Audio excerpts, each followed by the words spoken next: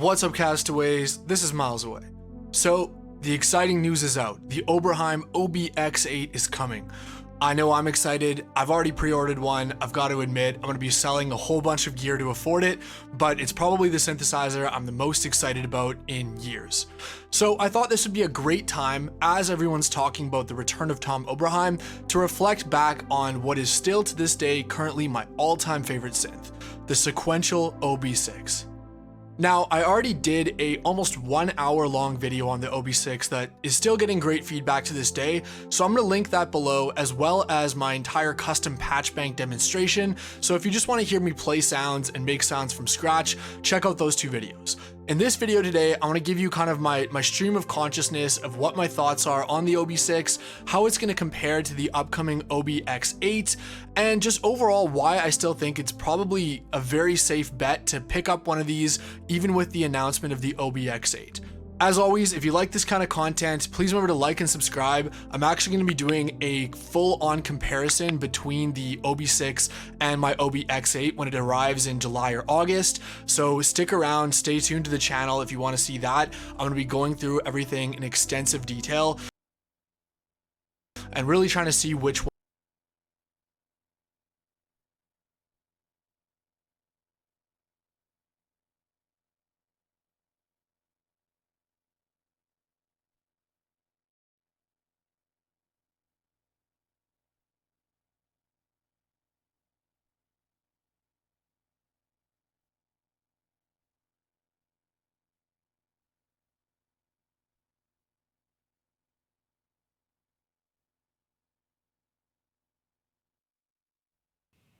All right, we should, yeah, there we go. What do you guys think about this new OBX? I think it's crazy overpriced, but that's kind of obvious, you know? One, excels at what kind of sounds. All right, let's get started.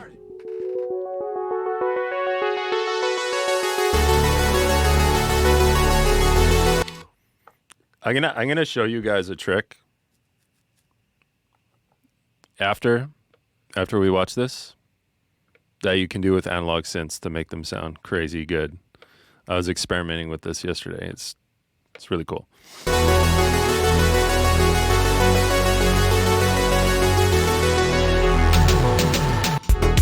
On that track, with a few exceptions, is the... Oh, you know what? Before we get to that, let me see if this is out yet.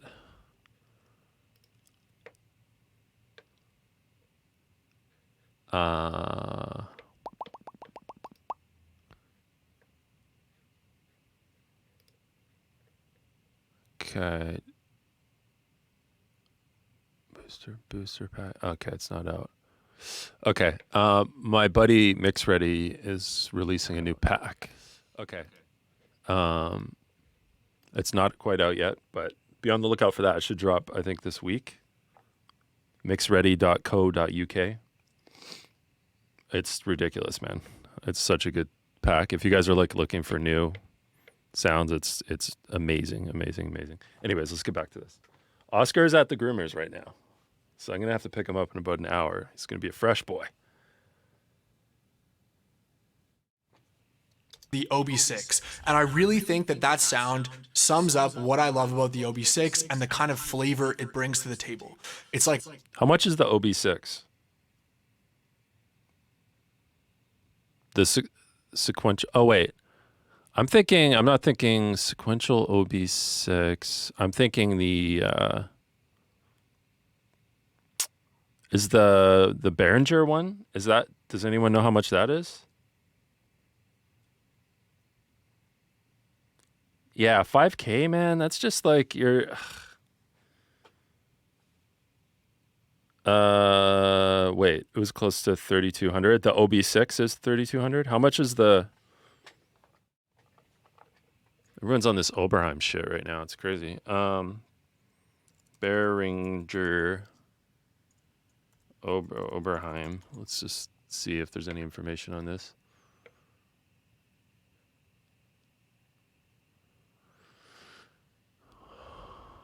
Ooh, I mean, this is kind of okay. Let's open a tab for that because that's kind of interesting. Unveils. Is there any information on it? I'm not finding anything, but maybe you guys know. UBXA? Okay, here we go. Here it is. Let's take a look at this one. Because I feel like, I mean, there's no way this is more than like $2,000, right? I mean, their price points are usually really good, so. Hello, welcome to Anderson's TV. My name is Jack Duxbury. He's the Maltese Falcon. Have I checked out the Funk Hunters sample pack? No. Is that, where do I get that? Is that on Splice or is it like independent? And this is the Behringer UBXA. I actually love this guy's videos. I think he's really good. He's a great player too. Yeah, let's watch a little bit of this. Whilst you look at gorgeous suites by the Falcon. 16 voice by Tombrality with 2 analog oscillators per voice.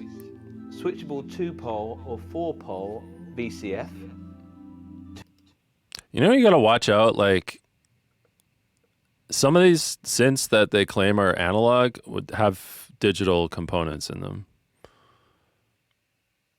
So you really gotta, like, if you're like, oh, I want a fully analog synth, you really gotta like look into the specs and stuff because sometimes it'll have analog like VCOs, and then it'll have like digital envelopes and stuff.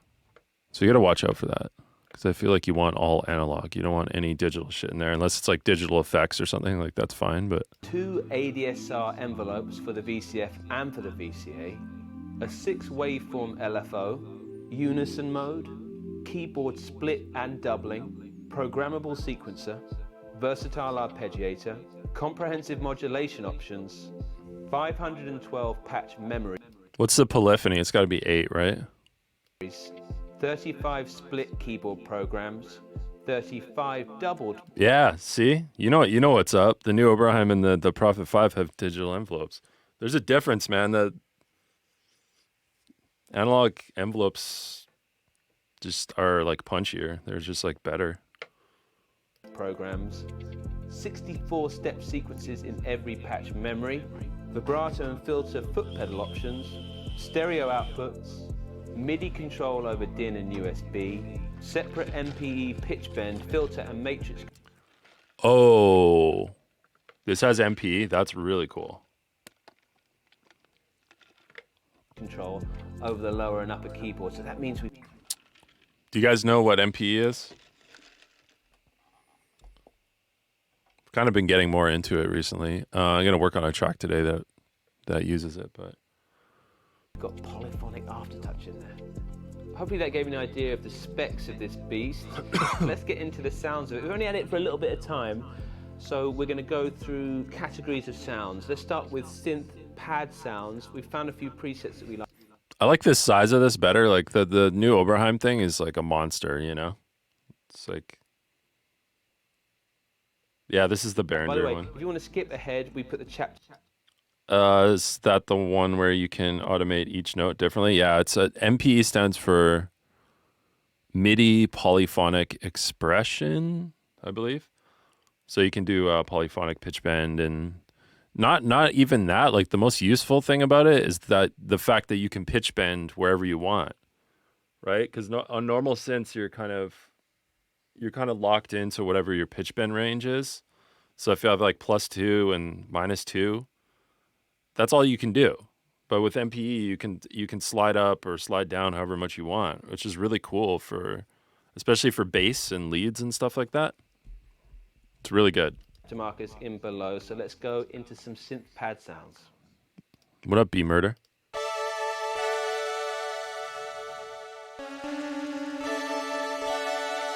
All right, so it sounds really wide, which is good, right? The voices are kind of, back and forth.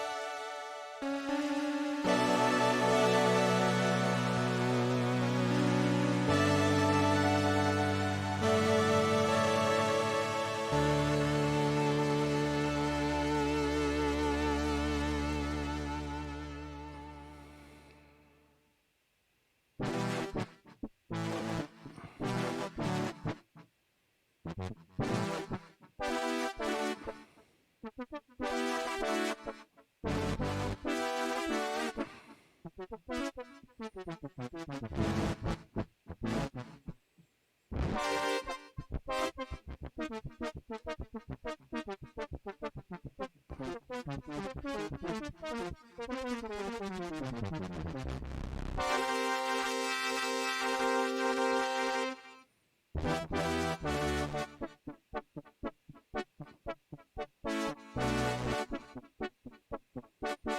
course.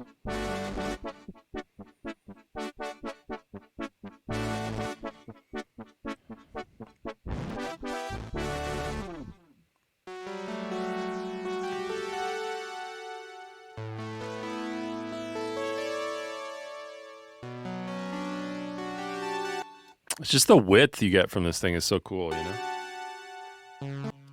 Sounds like 80s? Well, yeah, it's it's modeled after one of the most popular synths from the 80s, so yeah.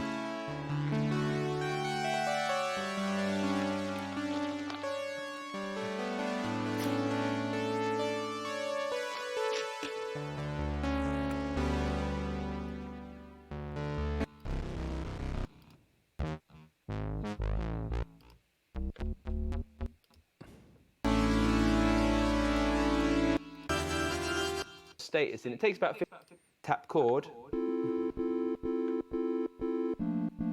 It's cool. It's got chord memory. And one finger house jam all the way. Master tune, self-explanatory. Like retro futuristic, where it's kind of nostalgic. Wait, does this guy actually number have one- the... Does he have the OBX8? Or is he just...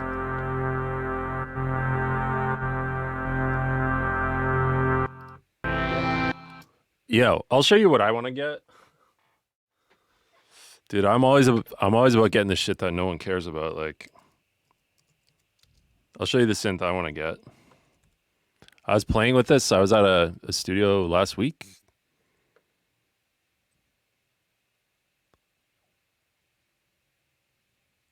And I ended up using this synth a lot.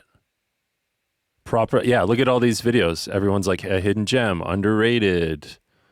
Is it better value? Yes. This thing fucking sounds amazing.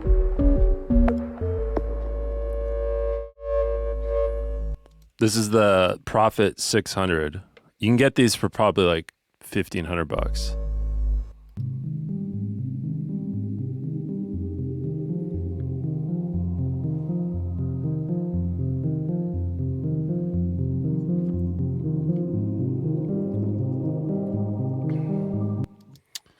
Is real gear better than VSTs?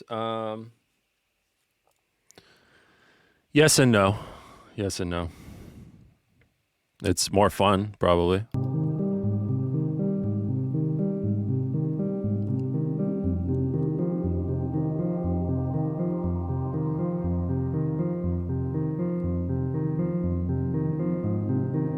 I mean, it kind of depends what it is, but like,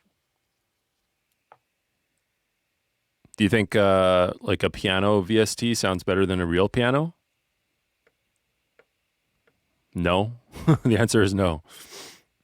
Real piano is just, there's just so much vibe to it, you know? If you play like a real upright and mic it and stuff, it just sounds incredible. Here I've got the Prophet 600 There's no right or wrong. It's just like, sometimes analog synths are really fun to use, you know? from Sequential. It was originally released in 1982 and it's been getting a bad press ever since.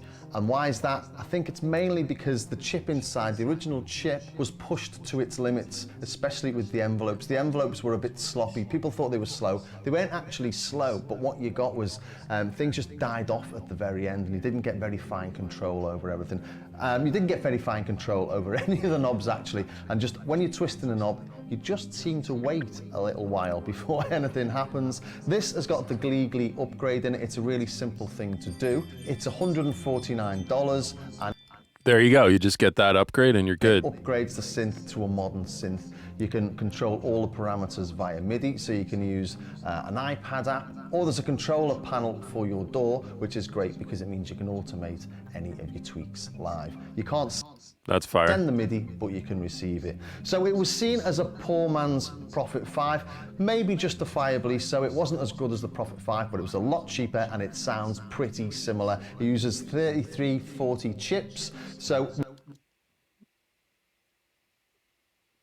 we've got the same sort of heritage, the same sort of sound, but it just doesn't feel quite as nice to use. We've gained a few things, a basic sequencer and an arpeggiator, plus we've got an extra shape on oscillator A, but we've lost a couple of things as well. We've lost the pulse width for the polymod. We've also got a blend rather than individual mixes, and we don't have noise.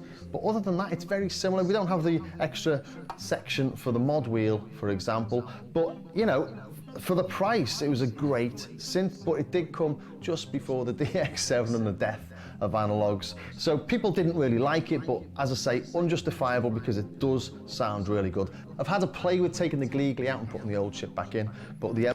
I mean, I could show you one thing you can do with analog that you can't really do with VSTs. I could show you something you can do, and that's kind of cool. I mean, you kind of can with VSTs. It's just like more work, but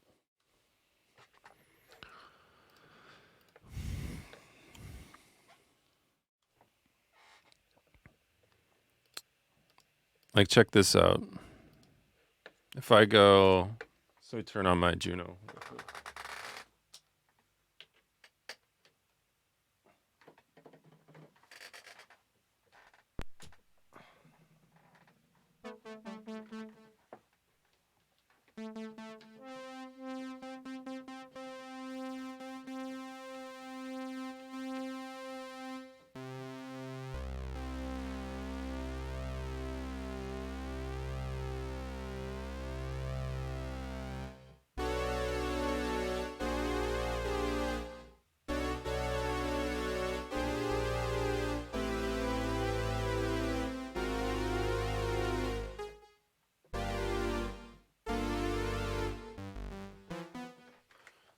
So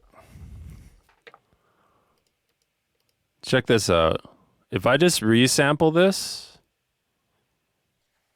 hold on. External, was that coming through? I can't remember. Probably this. So if I just sample like one note from this, like a C note.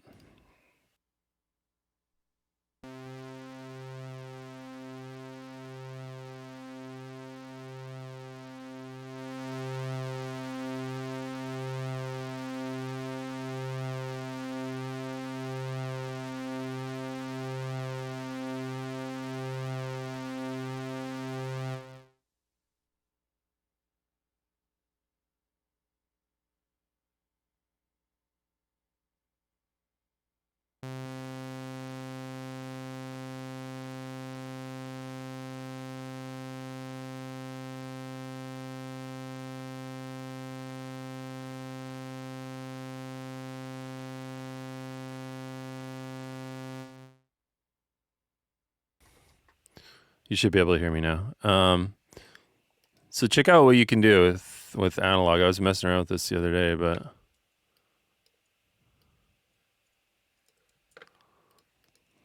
let's see if it works, because it was working yesterday. But so there's actual, like, the waveform's slightly different every time in analog. So what you can do, if I double this, actually, let's do it like this. If I double this and go left and right and hard pan these, just group this. Oops. Let's grab it like from like halfway here or something. Then I offset. If I offset this a little bit like that. Dun, dun.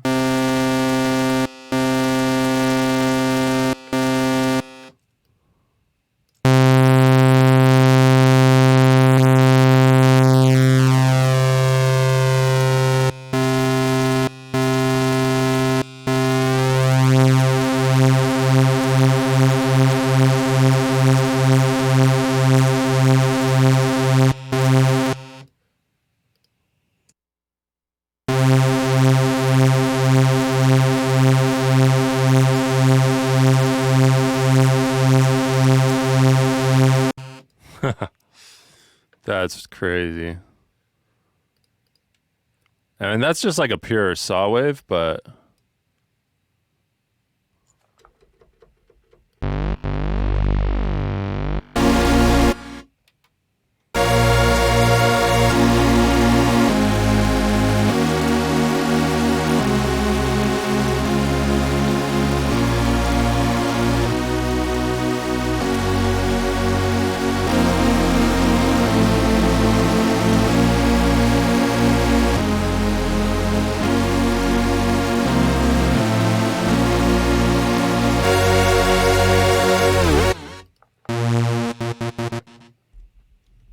kind of fat, right?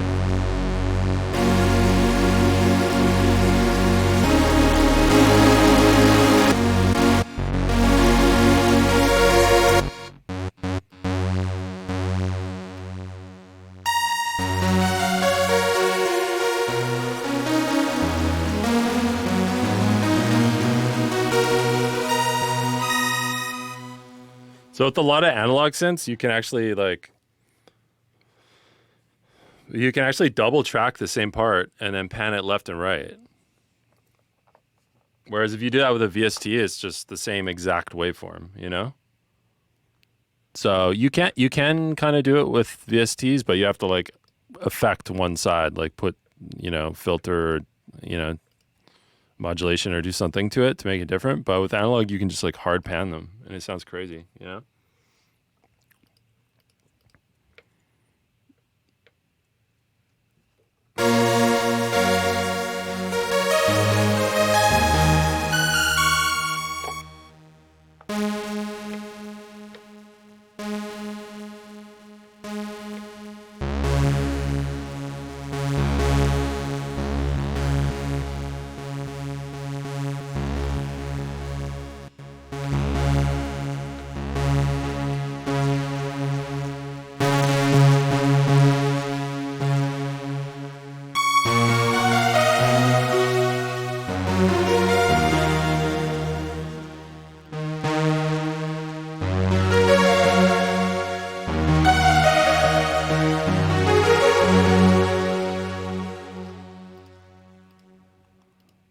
So yeah, kind of interesting.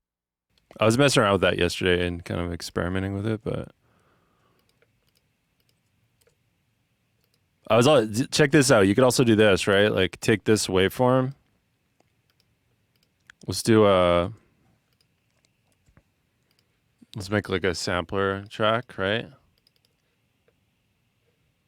So you could do this. You could go, let's throw this in here. Volume, there we go. Zone, right? Duplicate this, right? Take one of them, pan one hard left, pan one hard right. Let's change the start point to like here or something. Let's loop it too. Sure, that's fine. Probably not going to hear that, but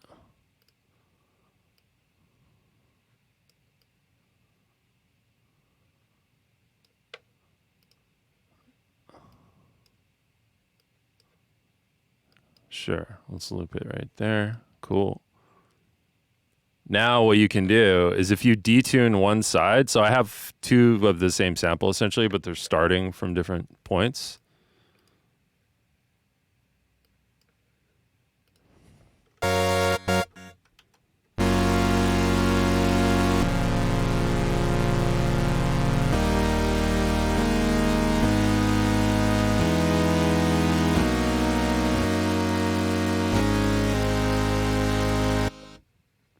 So if you start detuning one side of that,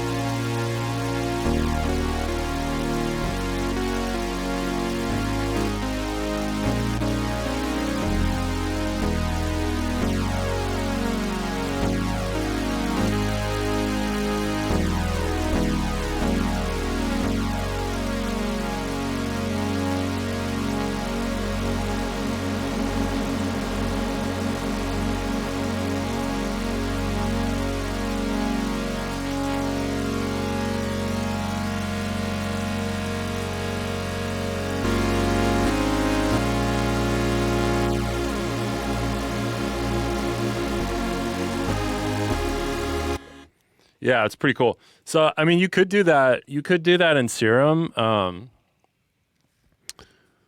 So what you could do is instead of using detune, because you know how Serum has built-in detune,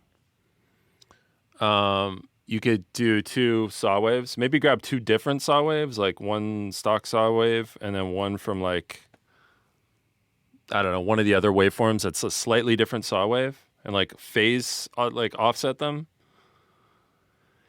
And then rather than using detune, just use send an LFO to fine tune on one of the oscillators and have that kind of moving, and then pan them left and right, and you'll have this like super fat, like wide sound, you know, without really doing too much. Yeah.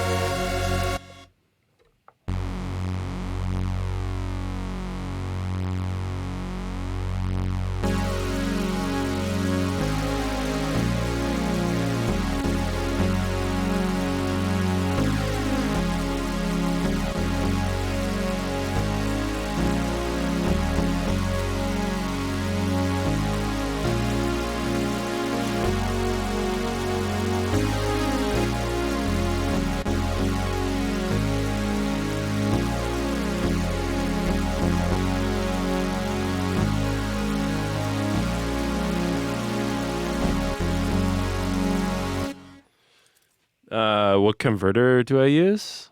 Converter? What do you mean? I just have a UAD Apollo. You could mini warp the saw wave with an LFO. Yeah. I don't know if you can do that in sampler though. Like I think if you're doing modulation, it's per. Well, let's see. Let's see what happens. Yeah. See, it's global, so I can't just do it to one sound. You know. Oh, connecting the Juno and computer? Do you mean for MIDI or for audio? My audio interface is my Apollo. And then my MIDI interface is just like a Motu thing. So actually, like the easier way to set it up is just to go like use a external instrument. Like if I go, which I have saved here, like if I just use this Juno, I just pull this up.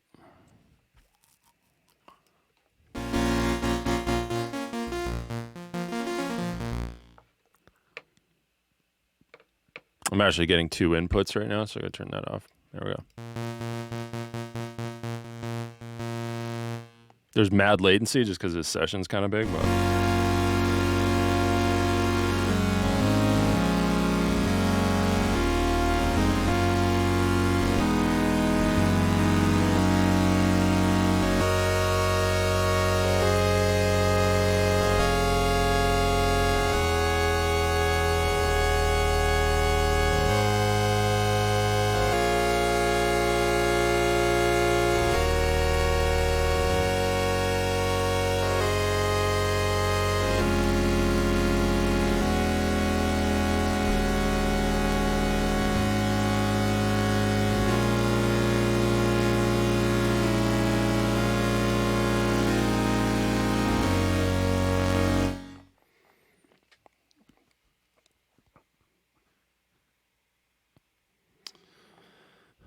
No, I'm definitely not sick of Serum, man. I love Serum. Yeah. Daft Punk, right? That's the corporate.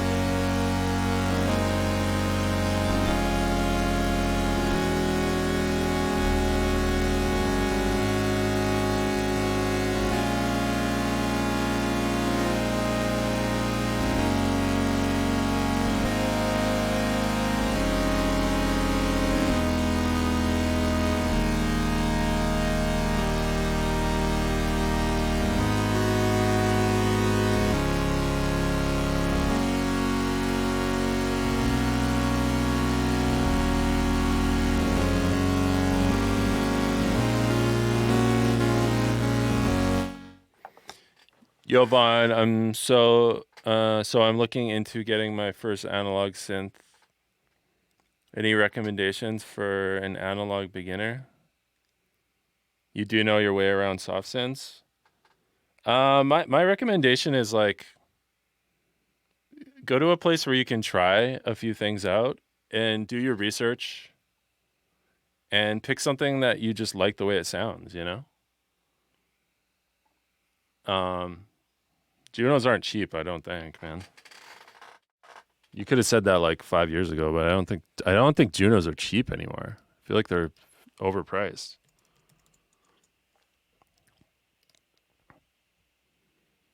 Honestly, if you're a beginner, I would get like a Behringer thing or something. Like, don't spend too much money, you know? Let's see. What, like a Juno 106? Yeah, I don't know, $1,000, $1,500, $2,000. I mean, these are like, that's honestly a lot. I mean, like, how much is like a Polybrute? Polybrute. Okay, Polybrute's like 2,700, so it is pretty expensive, but you can do so much with the Polybrute, you know? DeepMind 12. A lot of people like that one. I don't really have much experience with it.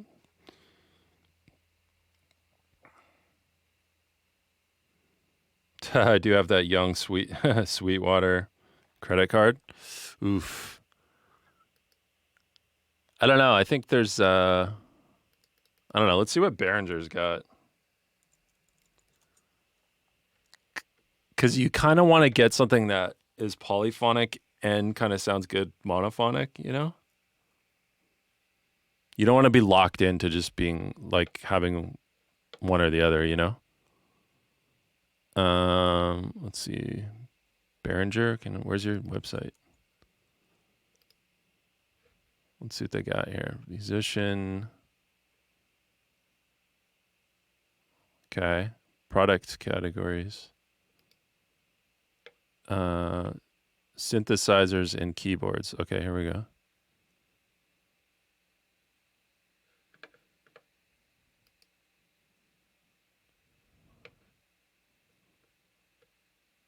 I don't know, that Oberheim thing might be kind of sick to get, you know, if it's not too expensive. The Behringer one.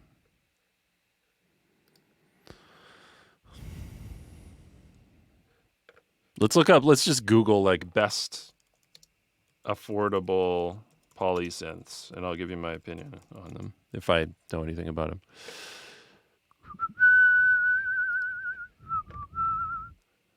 DeepMind? Damn, that's very cheap. For an analog synth, about $800. That's pretty damn good. It's not really going to get much better than that, price-wise. I don't know much about this synth, but a lot of people seem to like it. DeepMind and the Minilog.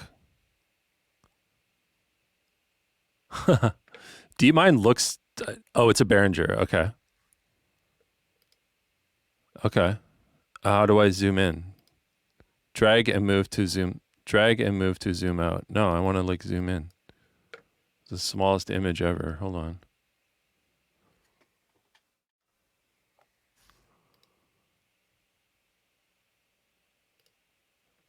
Yeah, I mean, and it's, I've heard good things about this, but I don't really know. I mean, I don't like stuff with digital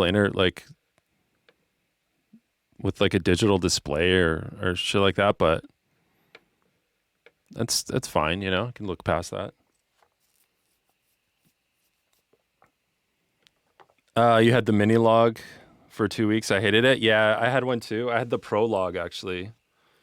I got rid of it, and I promised myself I would never buy another hardware synth that had like a display on it. Not that it didn't sound good, it's just not as fun, man. Like the whole point of getting an analog synth is you got all the sliders and knobs and like you don't have to menu dive. Like as soon as I'm menu diving or like going into the display and like whatever, the LFO is like something I have to menu dive to find, I'm just out. It's just not as fun, man. You know? I would recommend a Juno 106, but I feel like it is a little limited just because the mono, you can't really do monophonic stuff on it, really. You can do mono, but it like sounds like ass. Like it doesn't sound. I mean, it's got a certain sound to it, but it's not proper mono. Like it's like a weird. It sounds like ring moddy and shit. Like it sounds weird.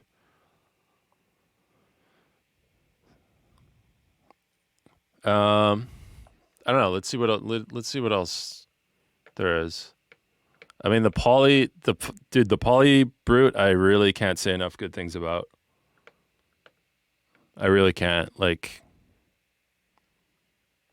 let's see if I can play it for you. I got it. That's what I use for my MIDI controllers, the poly brute. Let's see if I can get some sound out of this fucker.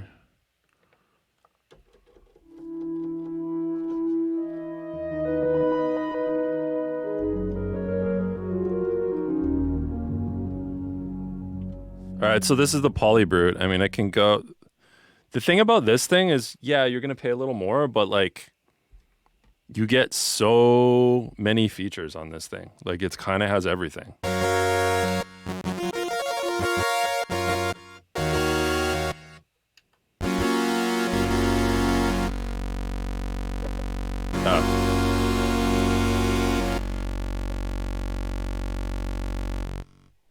That's weird. My sustain.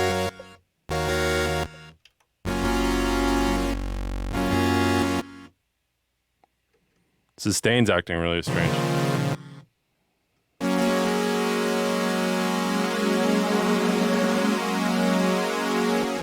That's just a saw wave with the built-in chorus.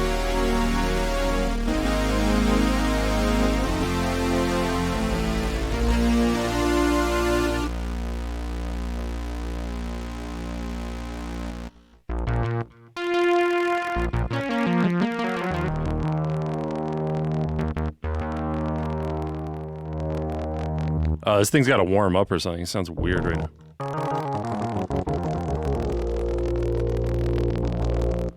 Why does that sound like ass right now? What's going on? Open my UAD.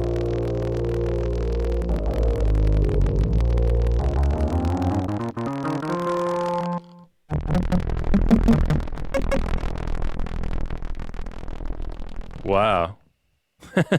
That's not good. Let's power down and see what's up.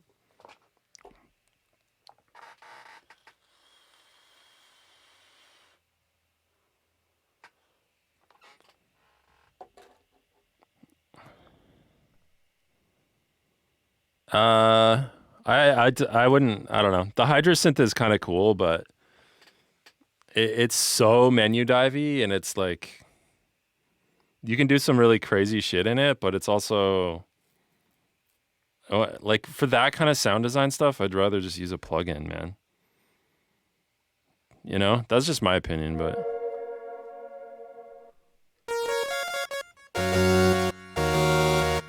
Okay, I think it's back.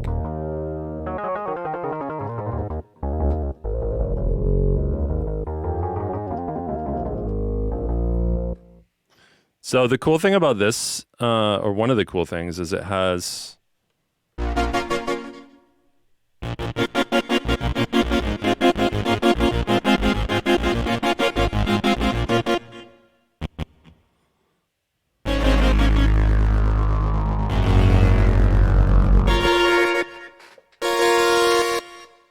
It's acting really strange right now for some reason. Is that my cables that are so crispy? To be fair, I haven't played this in a while, so maybe it's sounding a little crispy coming in, huh?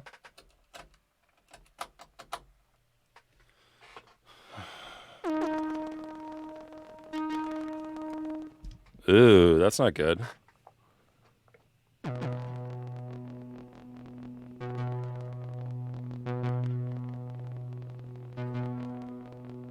Bro, I have I have really good cables. Trust me, I buy like really good cables because I don't. Yeah, something's going on here. I'll figure this out later. I don't want to deal with this right now. Let's turn that off. If that's the synth though, that's not good. You know, that's a problem. Yeah, so I don't know. You gotta like kind of just go with what you think like sounds cool, you know, and do some like there's tons of resources obviously to like research and kind of, and if you can get out and actually play and just, you know,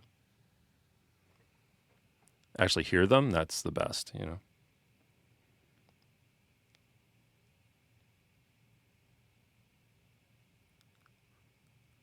Yeah, the sequential 37. Oh, you know what looks really dope to me is this thing. Okay. It does have a drawback to it, but I think it's pretty dope. Is this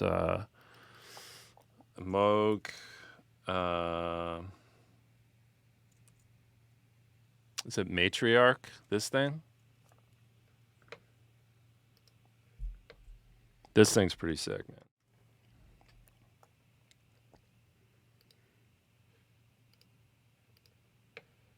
It's these small ass images, bro.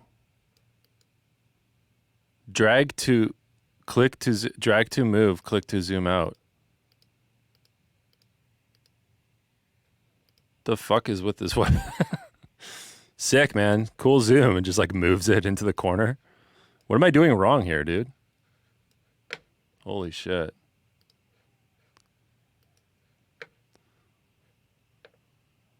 Can I just get like a full screen image of this? Give me a break, dude. What the fuck? Anyways, this thing is pretty cool, you know?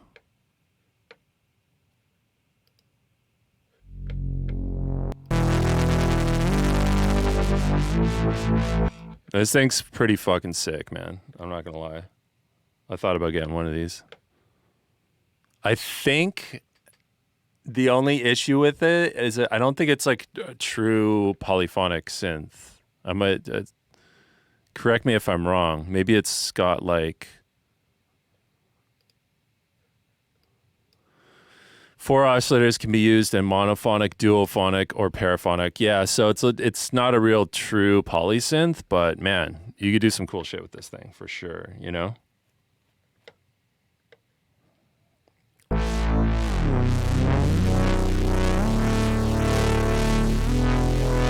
The fact that it's like semi-modular too, where you can kind of route stuff is pretty cool. That's not my thing. Anything with patch cables, I'm just like, no thanks. That's like too much work for me,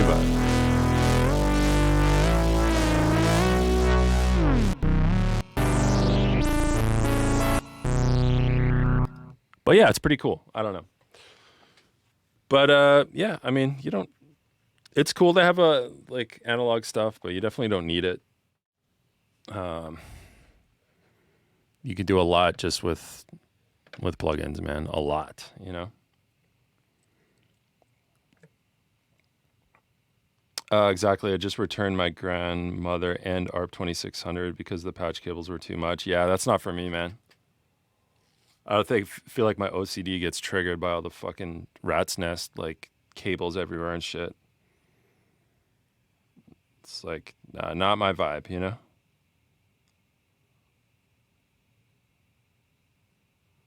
But yeah, for me, the menu dive thing is like the main thing. Like, it's any synth I've bought where you have to menu dive at all, I end up returning it every time. Doesn't matter how good it sounds. Because what happens is I'll get on it, and then when I start doing that, I'm like, well, why am I not just using like Serum or some shit? You know what I mean? Or like Diva or something. Like, what am I doing? This is stupid. You know? I mean, I guess it's fun if you make a bunch of presets you like, but like, I don't know. Just my opinion. How do I make my hi-hat patterns in my pack? VST or real drums? It's like a combination of stuff, man. usually samples, you know.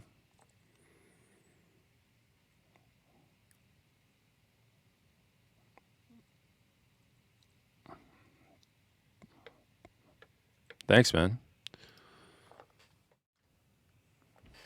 Okay.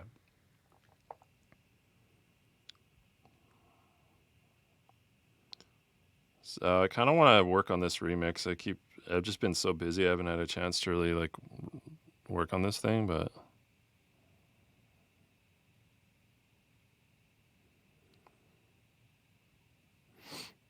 also for like pure like analog sound or whatever, quote unquote, like so the soft tube stuff is really, really good.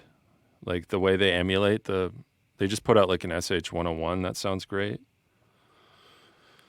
Busy with what? Producing artists? Yeah. I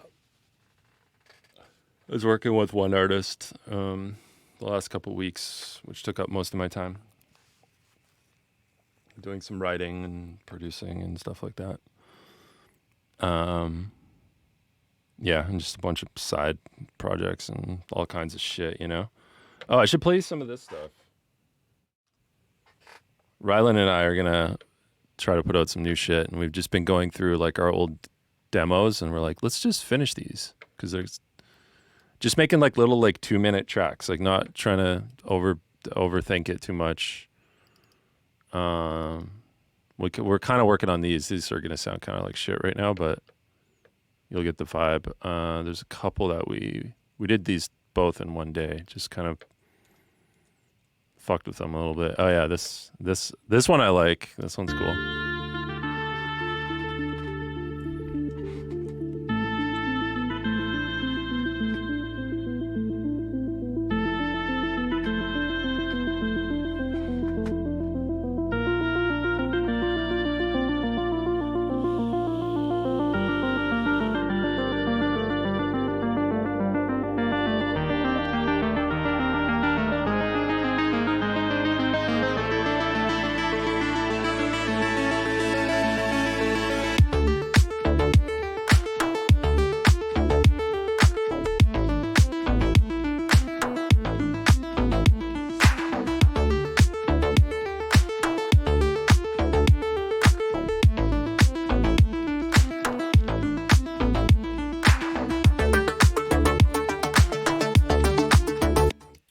You know, kind of classic shit. This one I like a lot too. It's kind of funky one.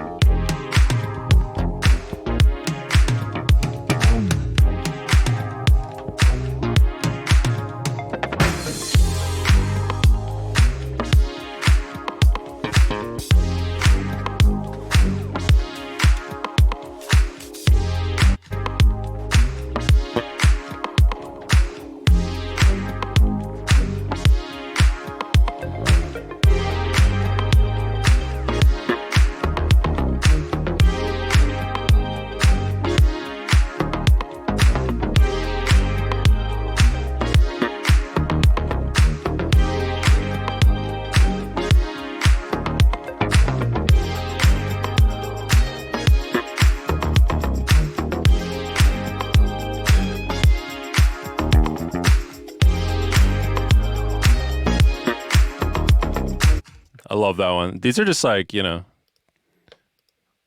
some of them are more finished than others. That one needs quite a bit of work, but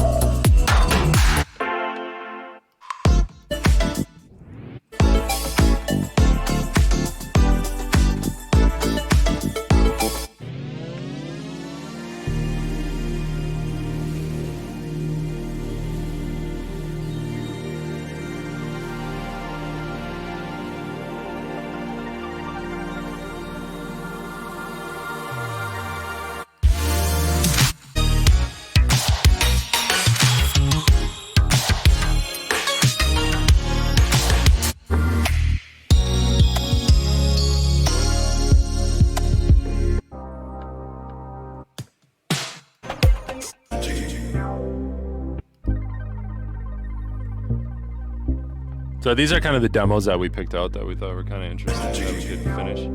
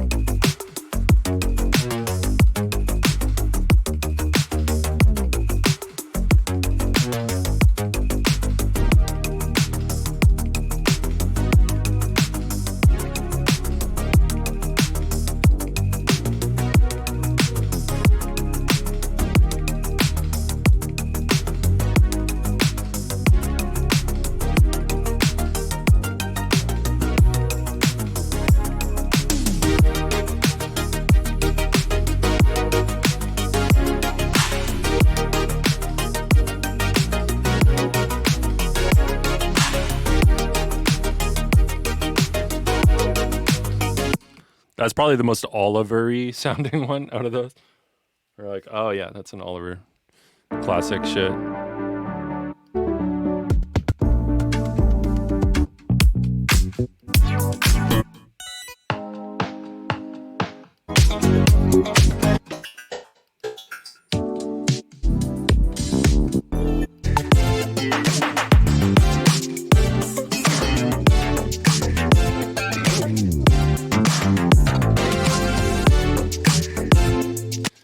Bro, Campman?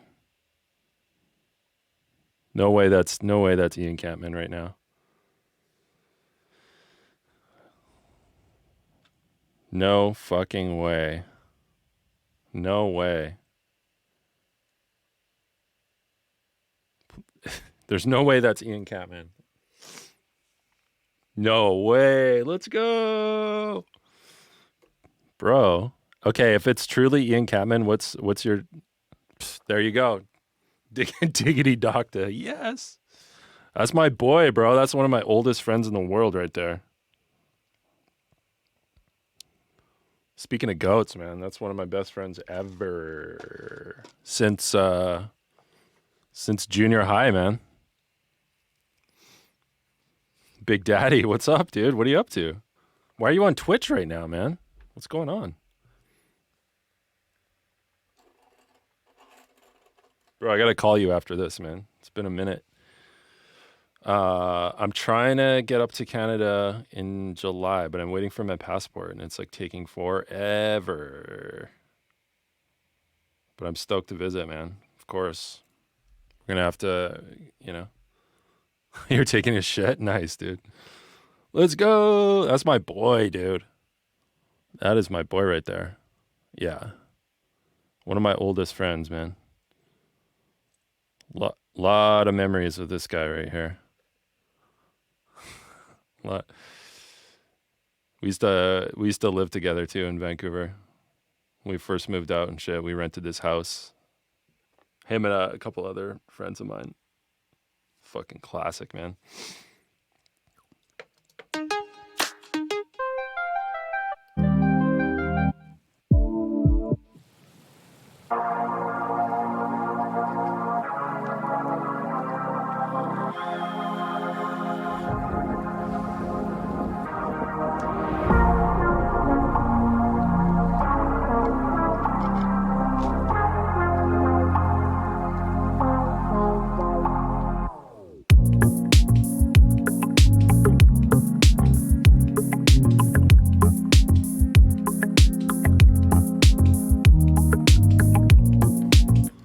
What's up? What are you doing today, man? You got today off? Fuck yeah, bro. Me too. For me, a day off is actually just being able to come in here and like fuck around though, you know? Not actually having to finish anything. It's kind of nice, man. See what else we got in the Ooh, what is this?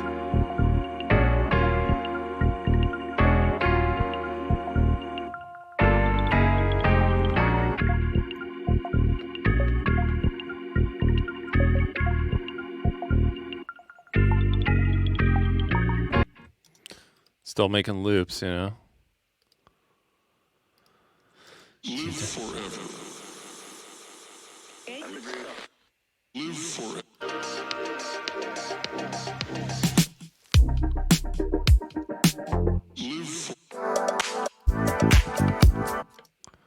Yeah, there's all kinds of shit in here. You guys heard all this stuff. I don't think there's anything new in here, to be honest. Let's see. Yeah, this is all. I can't really play you the stuff I've been working on, unfortunately, but yeah. Bop, bop, bop, bop, bop, bop, bop.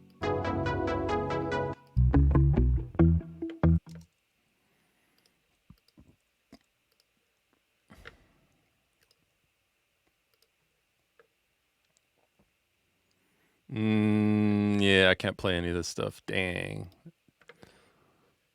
That's the drawback of when you're working with artists. You can't share any of it, you know? Makes sense. How many songs you have? Man, how many songs you have it? How many songs? I don't know. Thousands.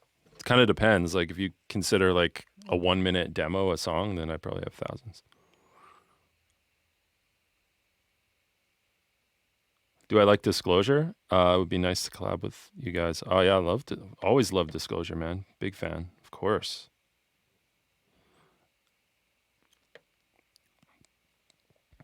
Yeah, there's tons of shit, man. I kind of want to work on this thing today, just because I just gotta like print stuff to audio, or I'm never gonna. Let's just like organize this, and I just find it really hard to stream and actually like finish stuff because it's like I can't do both, man. I have to get in my like flow state shit where I'm just like not just like hyper focused, or else I just won't get anything done. But let's just go through some of this and like organize it a little bit. So we'll call that top loop. Call this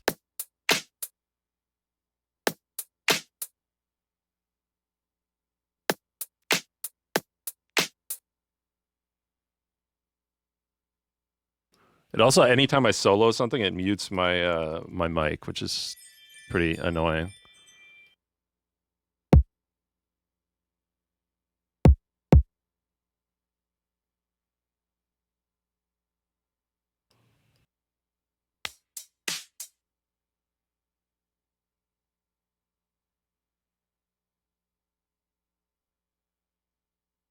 I definitely got way too many top loops in here, but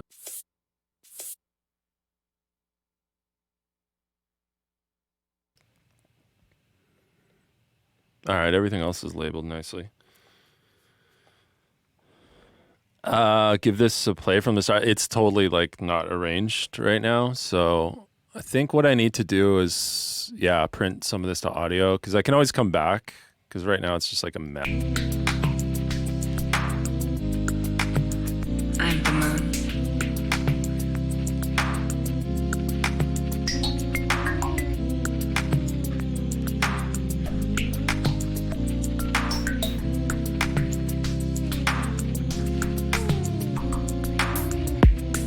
Je te regarde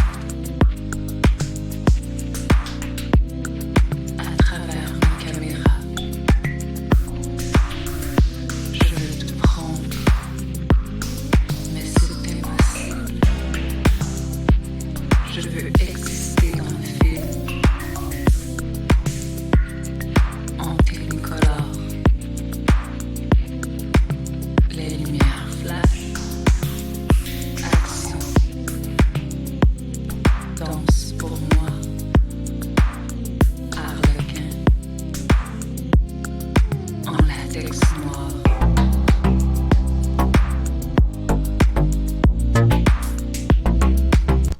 Yeah, it's not really organized right now. It's just me and you. Burning like fire. Roses still bloom. You're the sun. I'm the moon.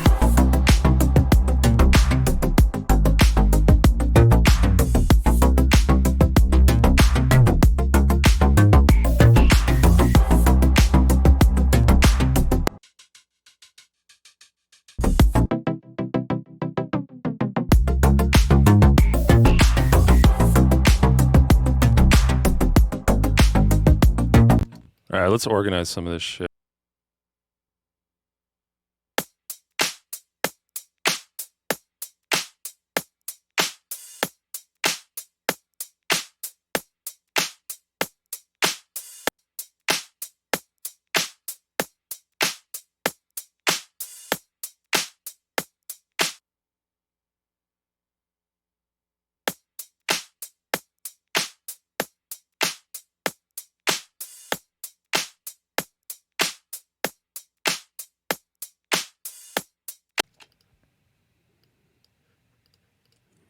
This usually helps me if I just kind of like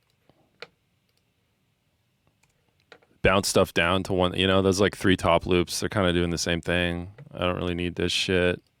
You know? Let's see what's going on with the kick.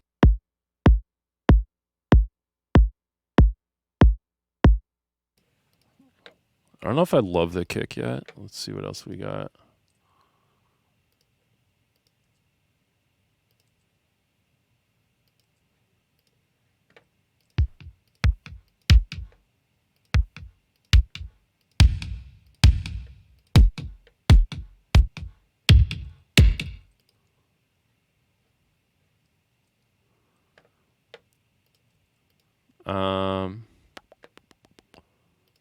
Yeah, maybe short, weird, stones clean, retro.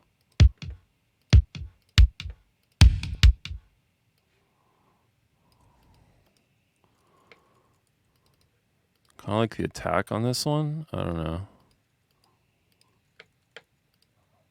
Got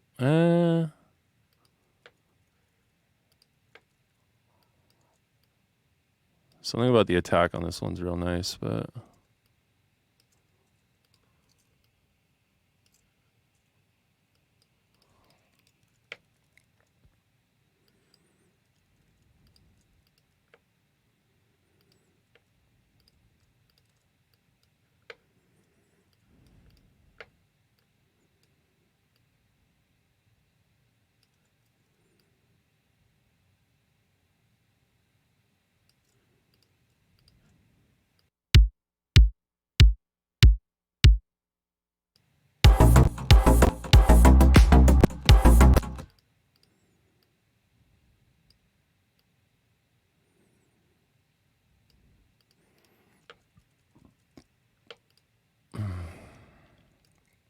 just try that out, see how it sounds.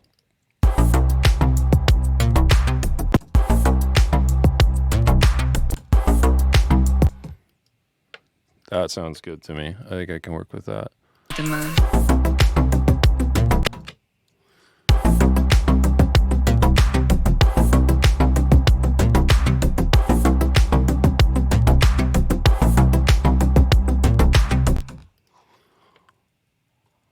I kind of fuck with that. I get so picky about the kick drum, even if it's like the most simple thing, but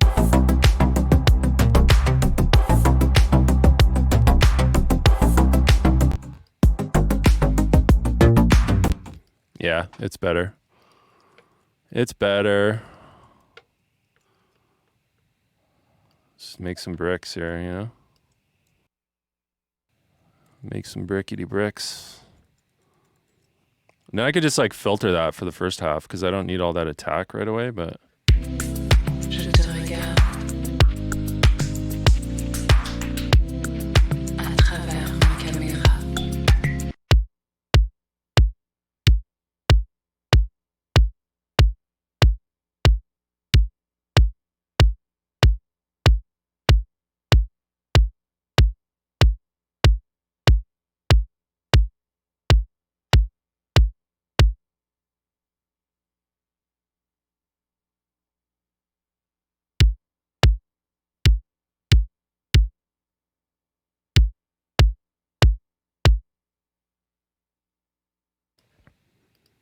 Why does the first one sound different, man? Is it the saturator?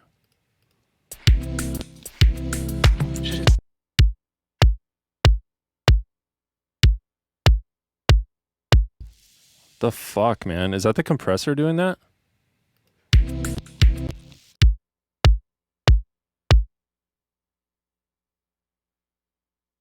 This is the type of shit that drives me crazy, bro.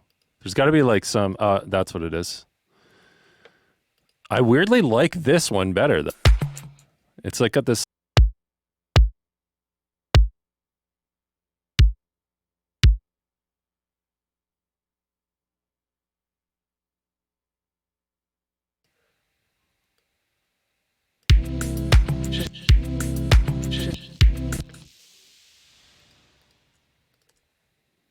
Why do I like that? It's weird.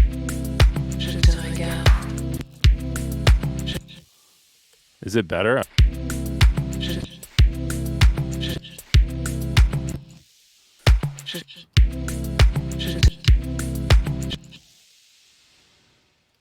Like, it's like fucking, that doesn't make any sense, but I kind of like the way it sounds. I don't know why.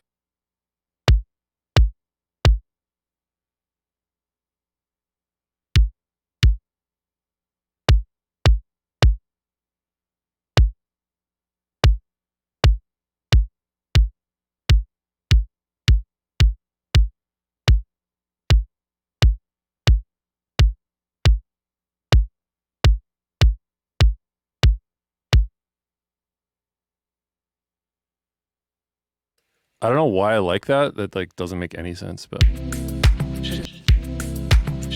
it just sounds better. I don't know. I don't know. There's going to be a clap there anyway, so let's just rock with this one for now. Just get rid of all this shit because it's all fucked up. Just sloppy duplication, you know? That's what happens.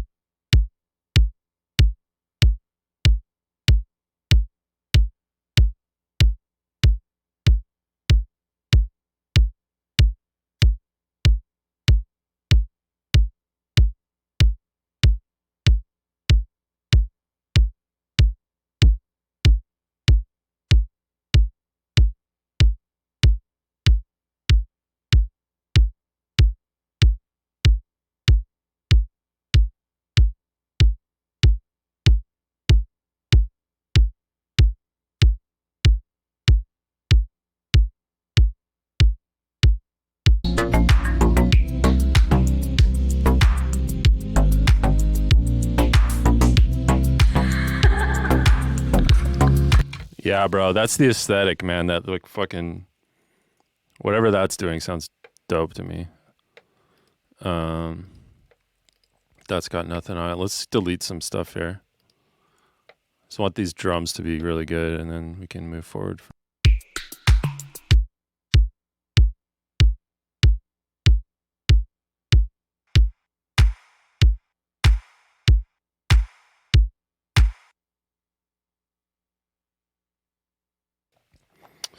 Do you use samples mainly, or design drums from scratch? It's a little bit of both, man. If I'm making tracks, I don't really design drums from scratch. I mean, maybe percussion stuff, but I'll just use stuff that other people's samples or, you know, my own samples, you know. I don't really care as long as it sounds good.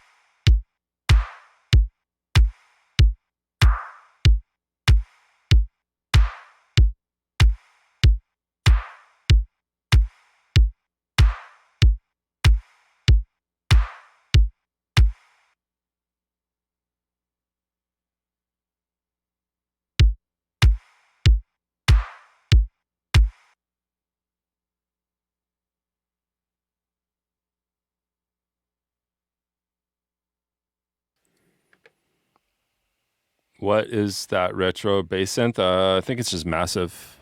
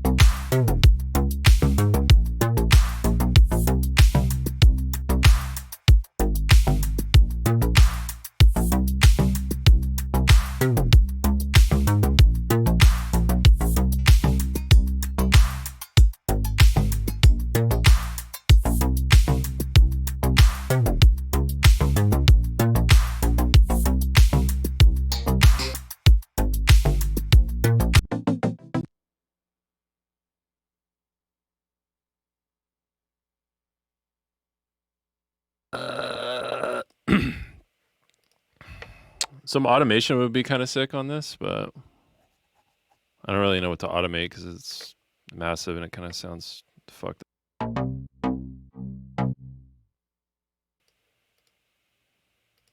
We'll call this low end. All right. As long as I got the bass and drums sounding kind of where I want them, then I can actually move forward, you know? Can you please explain how you read the Shope plugin? It just shows a waveform, man. I don't know how many times I got to explain this. It's not really that complicated. It literally just shows the waveform, man. That's it. Simple as that. Post effects. So I always put it at the end of the chain. So like if I'm looking at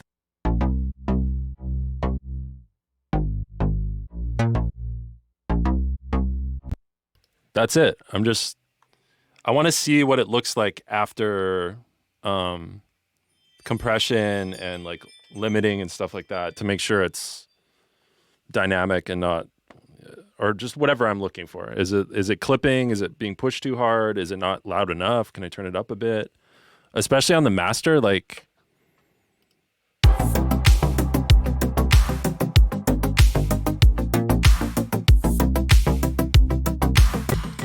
it just helps me, like, I like to visualize mixing a lot of times. Sorry for, I kind of got mad there for a minute, but yeah, it just helps me kind of visualize what's going on in the mix because sometimes I don't trust my ears a little bit. Like at the end of the day, I always, you know, the ears are the most important thing, but like even that where I'm like, okay, my bass shouldn't be as loud as my kick drum. So I just look at the master readout of the waveform and then I'm like, okay, I can turn it down like 3 dB and it still sounds good, you know? Yeah, there's nothing, I mean, I literally just searched like oscilloscope. I mean, it's not really an oscilloscope, is it? I mean, I guess it kind of is. I don't know. I just like Googled it, like free oscilloscope, and it was like the first thing that came up. So I was like, cool. There might be better ones. I don't know. But yeah, it's just a visual, like it just really helps because I can see after all the effects, right? If I add a bunch of effects to something, processing and shit like that, I can just see, oh, okay, it's clipping. If I can't, you know? Yeah, it's free. You guys can get it for free. It's really great on the master too, especially if you're mastering, you can put this after and kind of, I don't know how accurate it is. I got to be honest. Maybe there's a better one than this. If you guys know of any that kind of does the same thing, let's take a little break. I got this sounding fucking nice though. That's the thing. If the drums and the bass and the chords and stuff are all sitting kind of right, then I can, just helps me like move forward with the track a little bit. Then I can start arranging it and it's like everything I add is going to sound better just cause, you know. I'm going to have to pick up Oscar soon, but I'll come back and maybe I can like finish this today. Wouldn't that be fucking crazy? I don't think I've ever finished anything on stream, have I?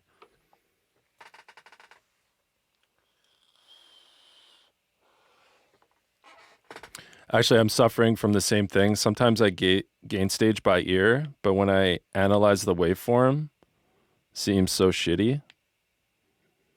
Yeah, I do. I mean, yeah, you got to trust your ears, of course. Like, I mean, it's music. I mean, that's what, you know, people aren't looking at your songs, right?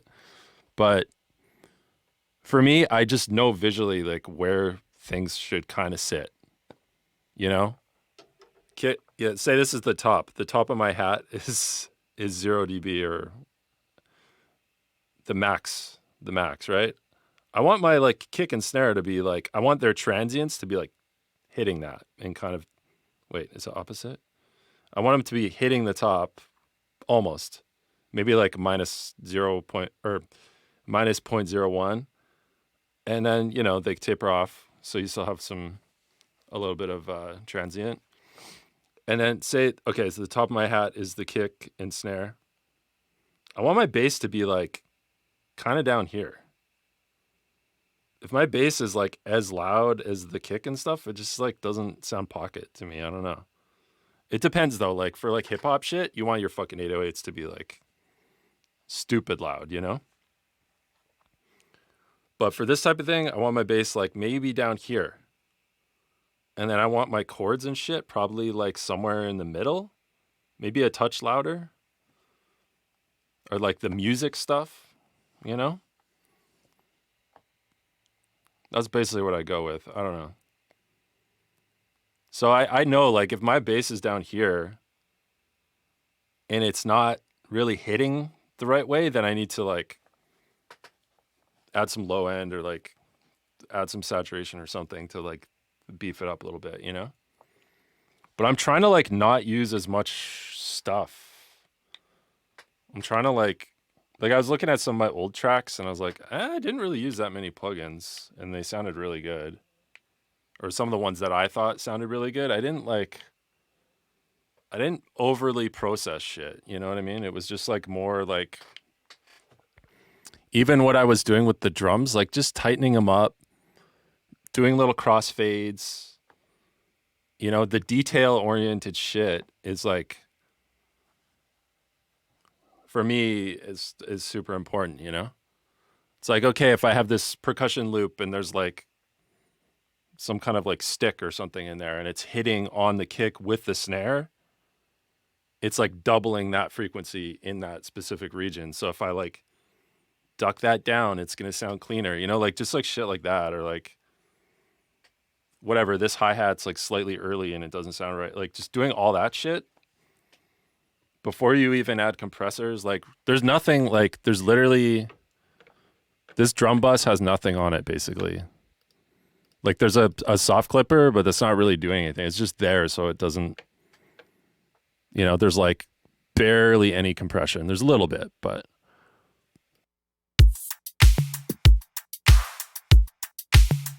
like those are slamming, dude. I mean, I can tighten it up a little bit more, but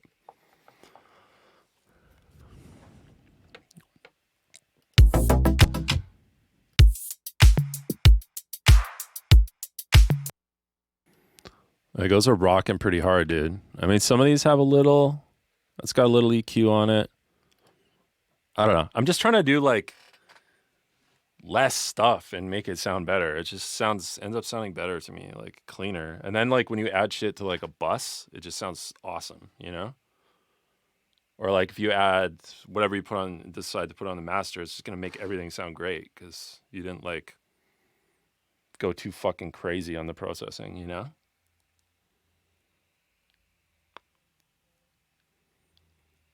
But yeah, I don't know, man. I think so. I really like some of my mixes, and some of them I don't. Like some of them, I'm just like, I overcooked it or something, you know, or I wasn't smart with the way I mixed it.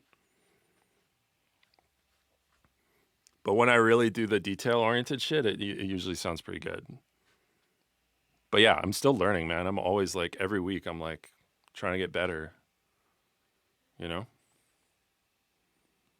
Trying to do less and make it sound better, you know?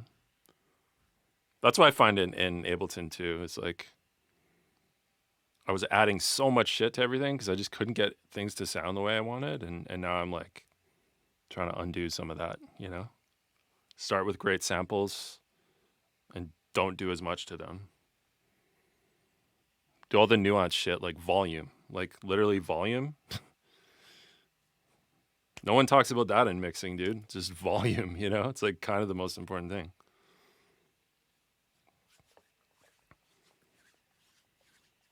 Before you add EQs and, you know, you'll see these guys on TikToks with all these crazy EQs that are like doing all this crazy shit. Like, fuck.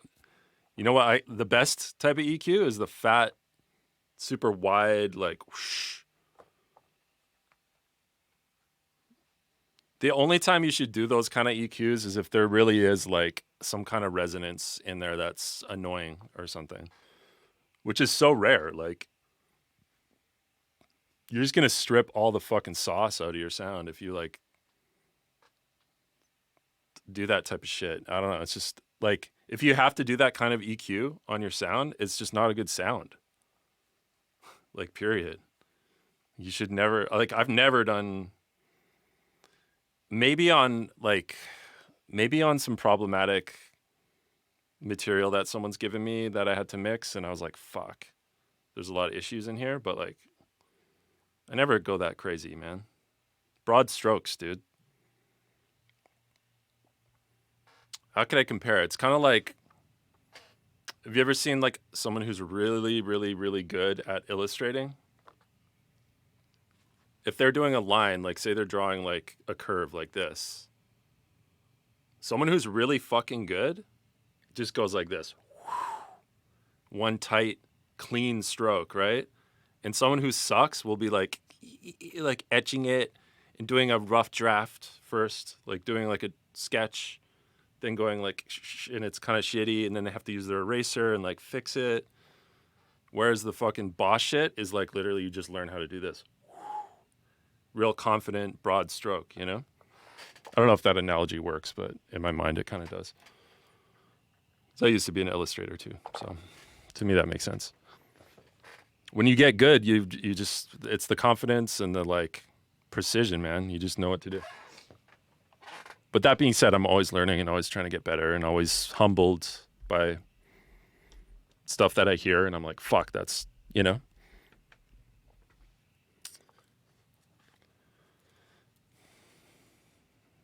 Always learning, man.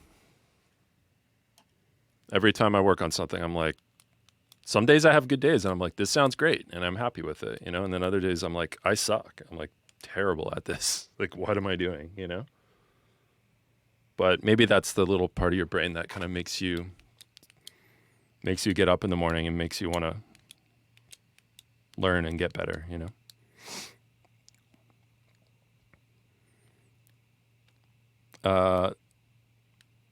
That works for cartoon, not realistic stuff. Well, yeah, there you go.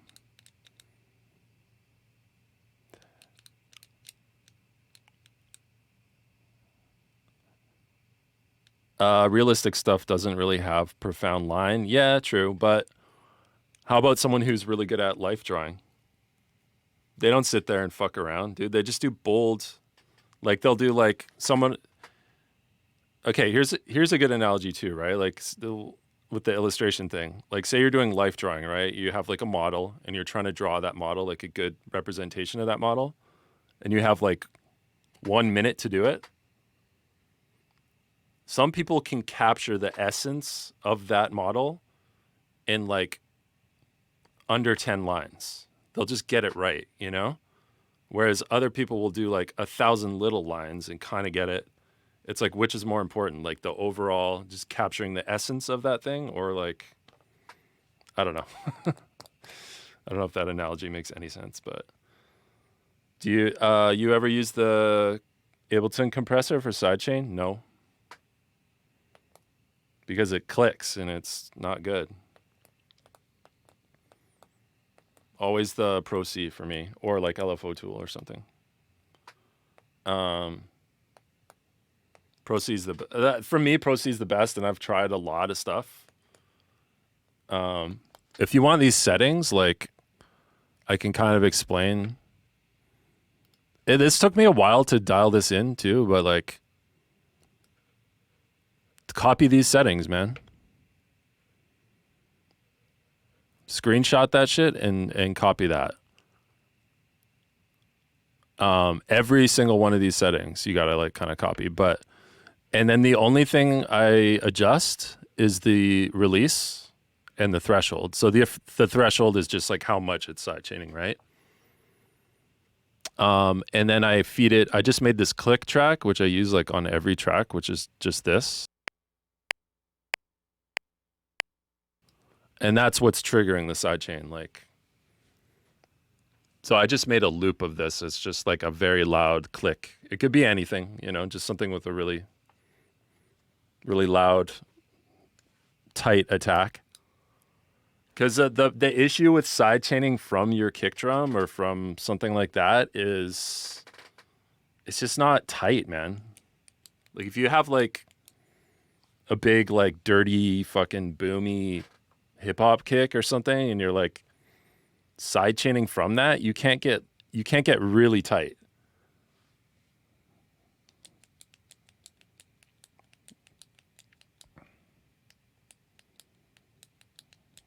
Oh, wrong cam. If you increase the attack, is okay? No. I don't touch the attack unless I'm using it for like some kind of different effect. But just for sidechaining, I don't have to ever touch the attack.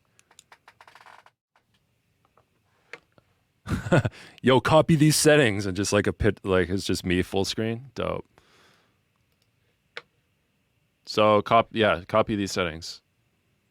So also, okay, if I solo this,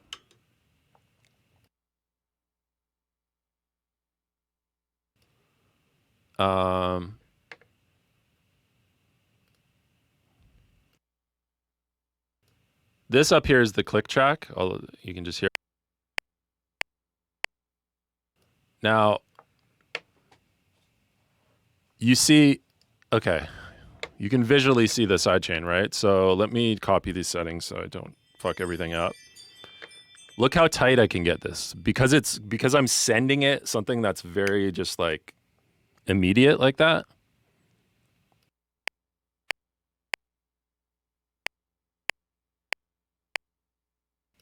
Like, look how tight that sidechain is.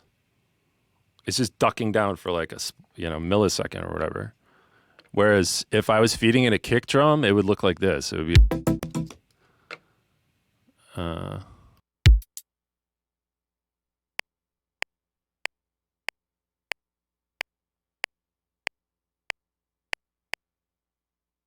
It would be more like that. You know what I'm saying? But that's, yeah, just literally copy these settings. Also, I should explain this too. This is actually quite useful. So if for some reason you do want a sidechain from your kick drum, what you can do is turn this EQ on over here. And what this is doing, I feel like people don't really understand what this is doing, but this is EQing the incoming signal. So whatever the sidechain signal is that you're sending, this is EQing it. So you can have it like, say you don't want it to sidechain off like the low end of your kick drum, you can like roll this off and just have it, like you can visually see where it's like here, if I play this click.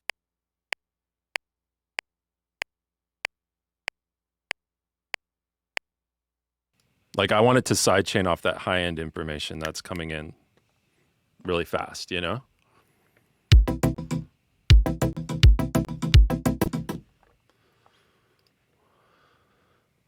Anyways, that's why I use that. And it doesn't click, man. That's like I said, that's my issue with the Ableton sidechain. Like if you're using that for sidechain. Can you not hear how fucking clean that is?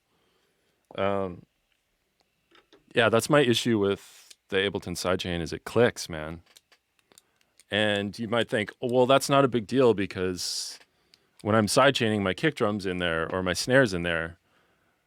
But if you have a kick that doesn't have high end, that click is going to act as like, it's just going to sound like a attack on your kick drum that you don't want.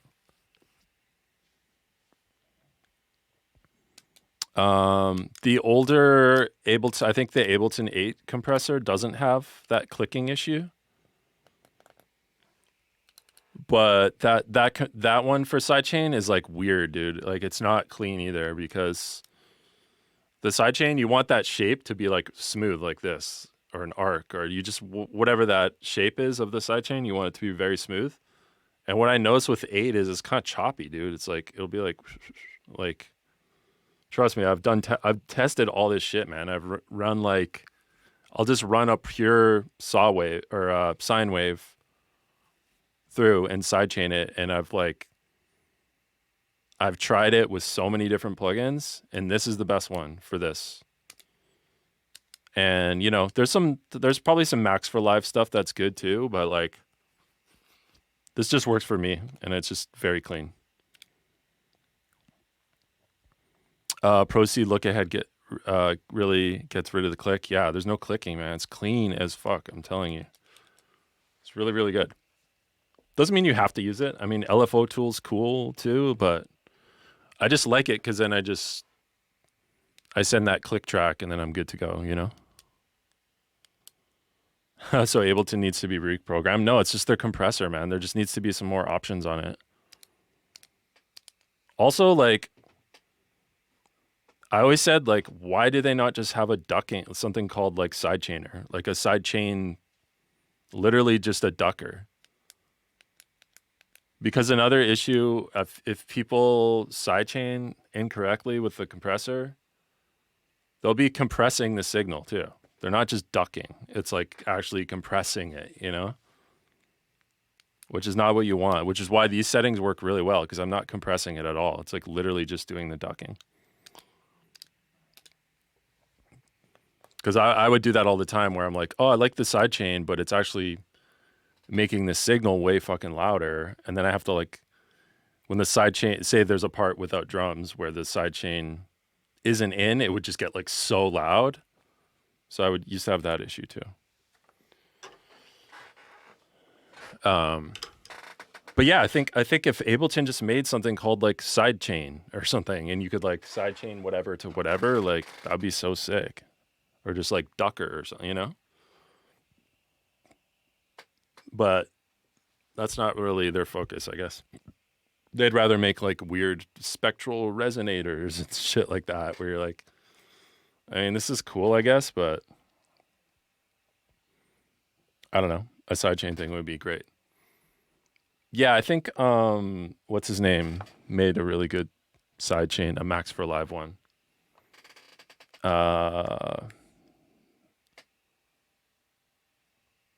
What's his fucking name? What is it called? Like Ducky or something, or Ducker?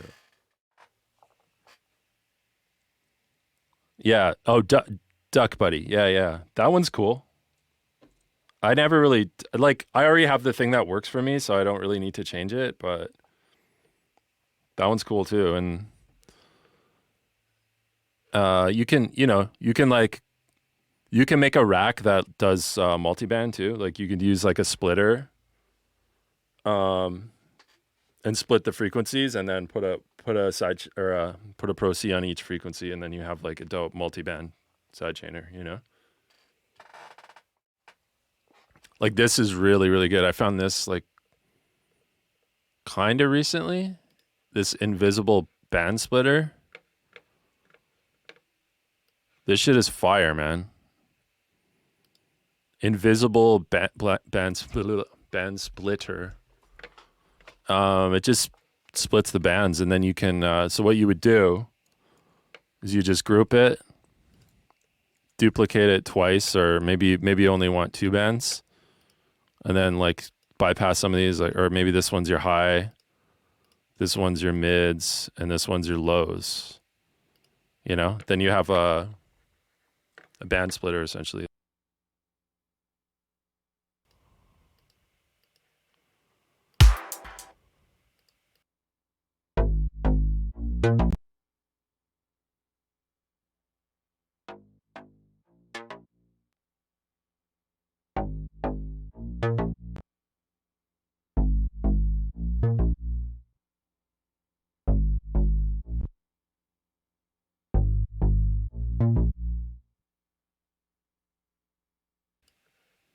I feel like that low could be split even more though. Like the low should be like down here or some shit, right?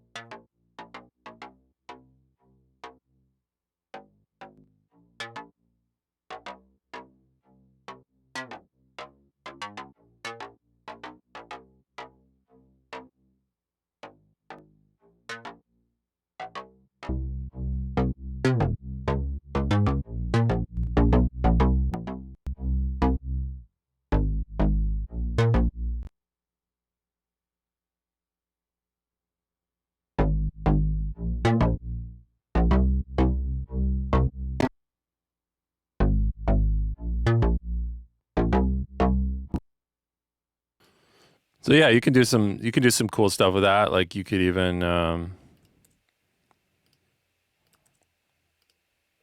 you want to saturate your like mid range a little bit. It's really good.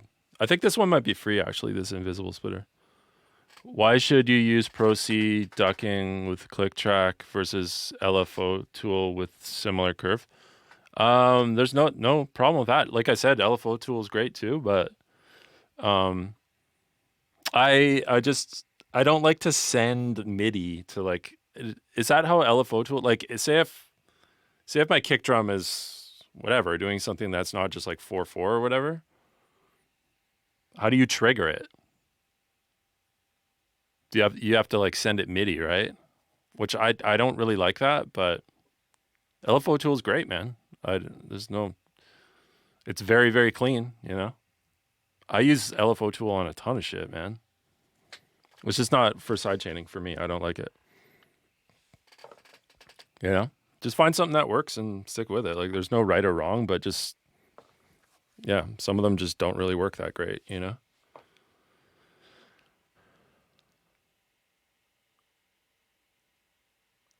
Duck by Devious Machines. Did I try that one?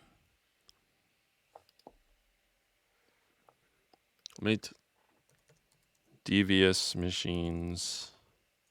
Duck. This does look familiar. I think I've tried pretty much all this kind of stuff, but oh yeah, this thing. Yeah. Part of it is I don't like drawing in the fucking shape of it. I just like want to turn a knob and just kind of feel it, you know? That's part of it too. But that being said, I like these type of plugins for other things, like just doing kind of volume envelope or like shaping a snare or, you know, not for sidechain, just for like shaping your sounds a little bit. I really like these kind of plugins.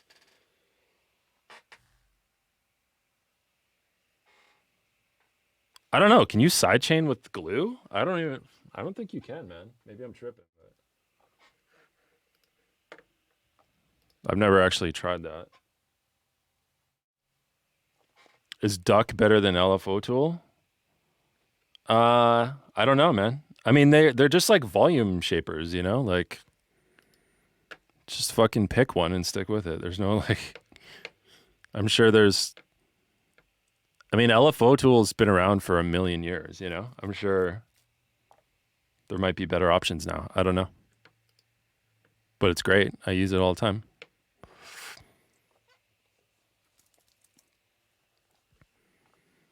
Glue is meant to be eaten. I agree.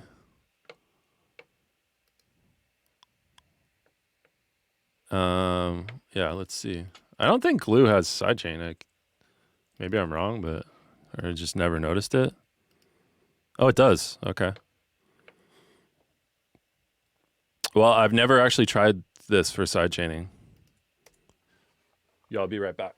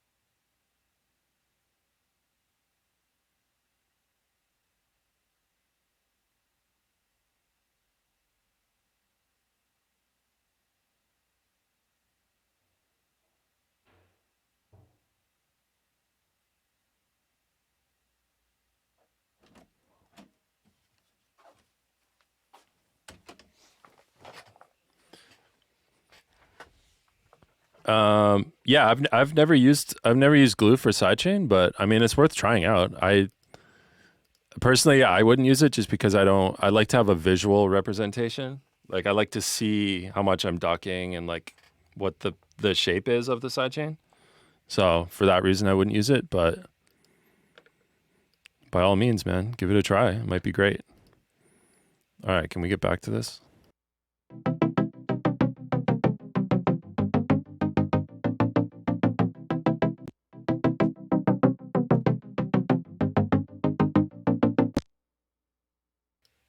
Do I need that new OTT? It doesn't replace your OTT though, does it? I feel like I got it already. Oh,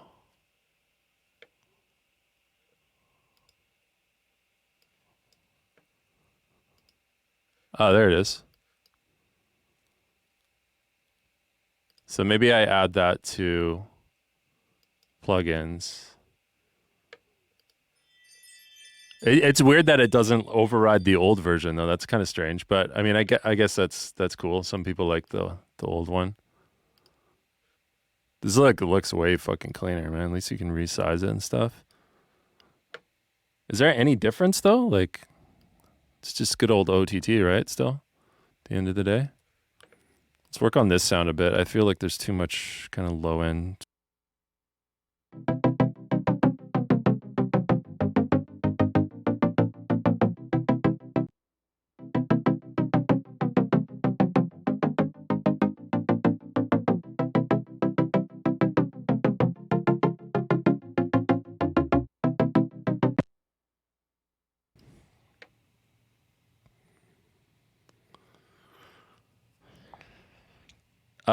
New OTT is VST3. Okay, so that makes sense why it wouldn't replace it.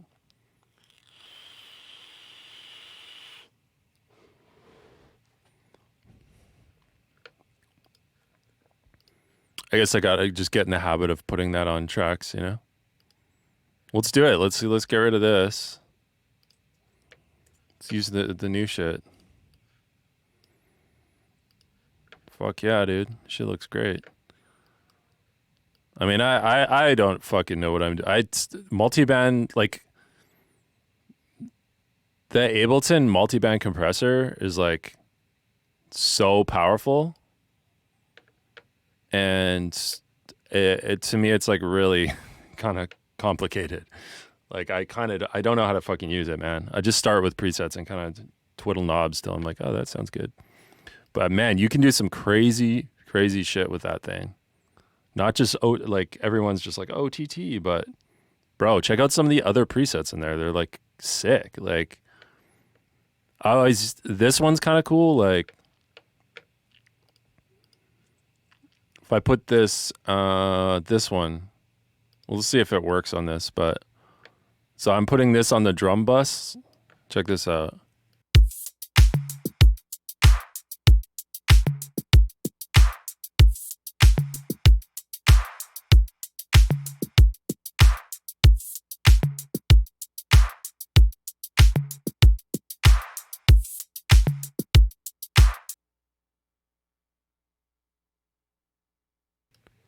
How dope is that? It just takes all the reverb out pretty much.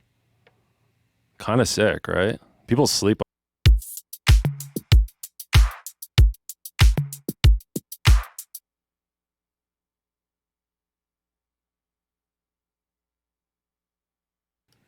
But yeah, it's super powerful. I just don't really like. I literally watched a whole tutorial on like how to use it, and my brain was just like turned into fucking mush. Like I was like, I don't understand. It's too complicated.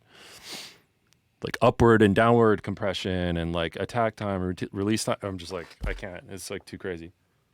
I'm sure if you mastered that multiband compressor, man, you'd be such a beast. I bet because you can kind of do anything you need to do with it. Restore punch. Okay. Well, this already has too much punch, but let's see what this one does.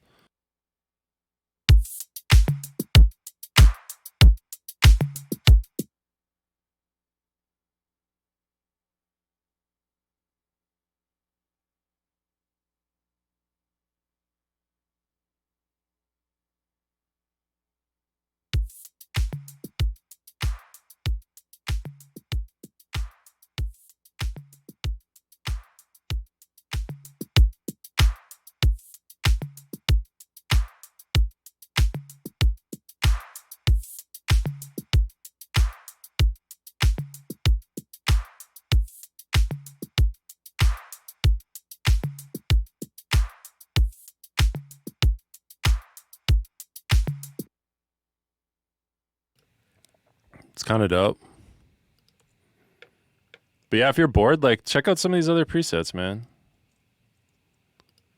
I kind of wish there was more, honestly. Speech enhancer, broken antenna, and antenna. Why can I say that? Holy shit, it's cold in here.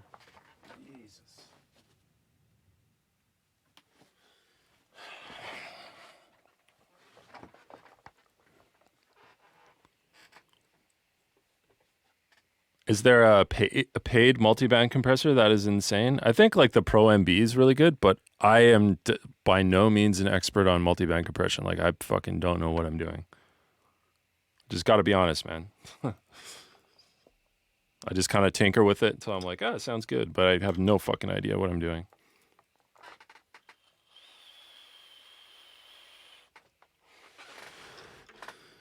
I literally need like for some reason my brain like can't wrap, I just can't wrap my head around it, you know? I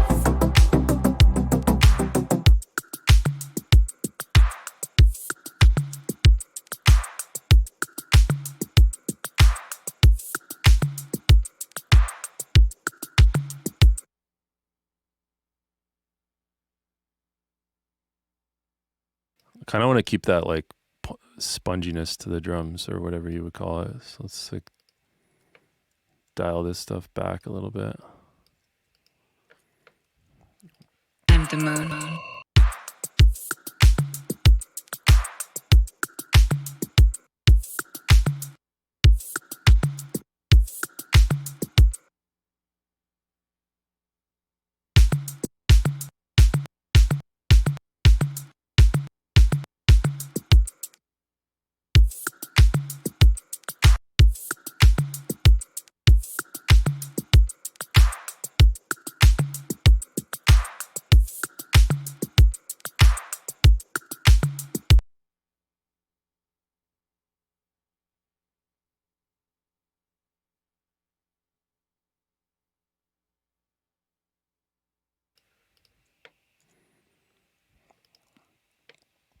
Softtube do a great multiband. I bet you they do. Most of their shit is really, really good. So that wouldn't surprise me if they made a really good one. Ozone? Yeah, I don't know. I haven't like I said, I am by no means an expert. You guys probably know better than me what's actually good. So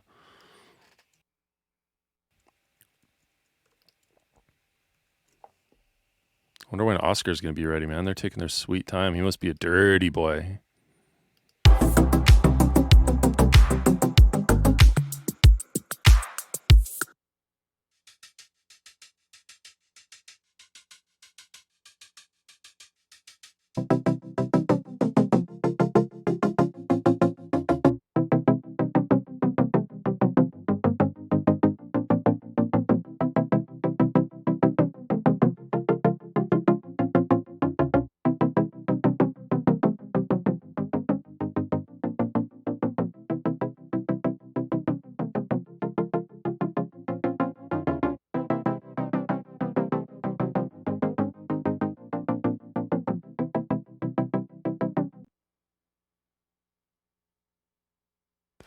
So I'm gonna keep that in MIDI just because I like kind of what it's doing.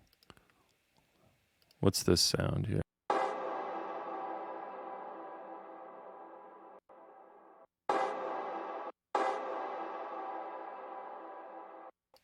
Let's mute all this shit. Let's just get this drop, quote unquote, sounding kind of cool. I mean, it's definitely not a drop, but you know what I'm saying. Your boy doesn't really do drops. He just does things that come in a little hard.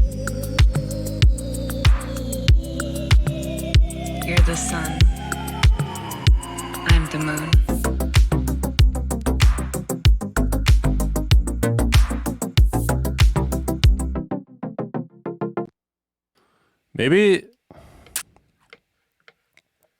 Maybe I get rid of the MPE stuff, or is it cool? Let's do a version without the MPE stuff. Oops.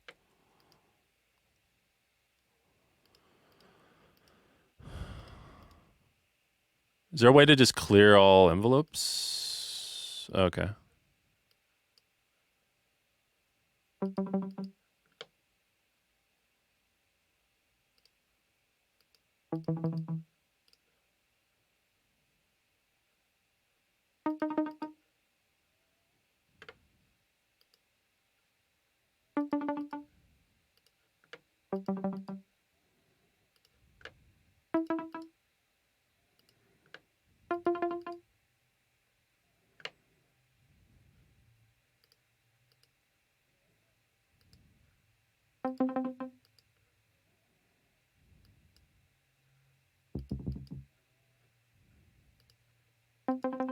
It's got to be an easier way to do this, right?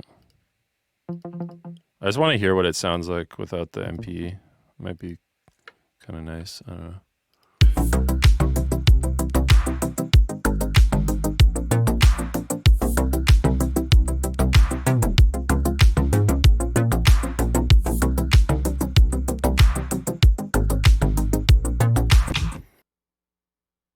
Kind of like that, just like second half it comes in kind of crazy.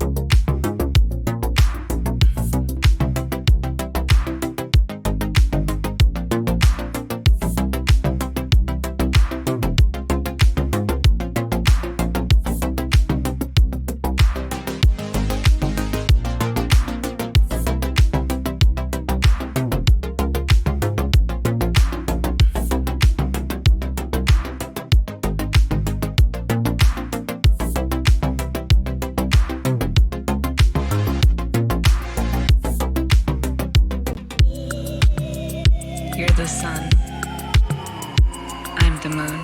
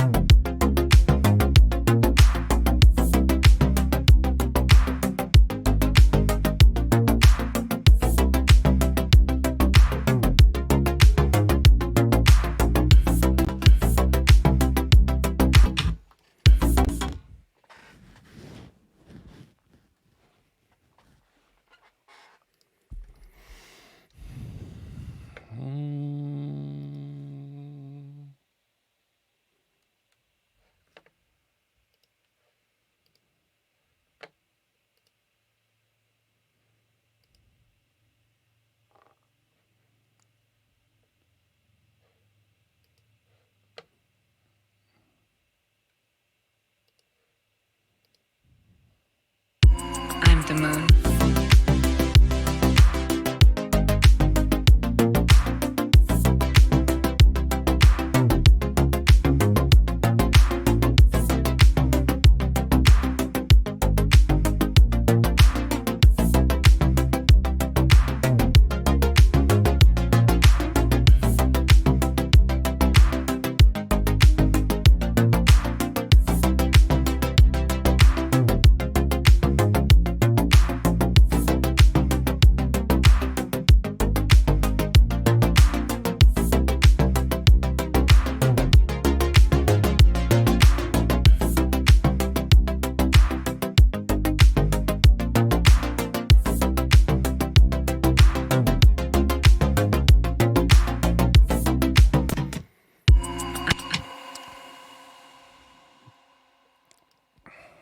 You're the sun.